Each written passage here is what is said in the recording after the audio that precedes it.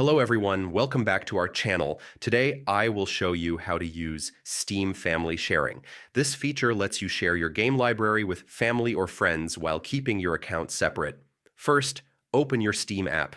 If you do not have it installed, go to the official Steam website and download it. Next, log into your account using your username and password. Click Steam in the top left corner and select Settings from the drop-down menu. Then click the Family tab. If your account is limited, you will not be able to make changes here. A limited account means it has not spent or received at least $5. If your account is eligible, check the box labeled Authorize Library Sharing on this computer. Now look at the list of accounts that have logged into the same device. Check the box next to the accounts you want to share your library with. Click OK to save your changes. Those accounts can now access and play your games from their own profiles on this device. And that is it. Thanks for watching. Do not forget to subscribe to our channel, and I will see you in the next video.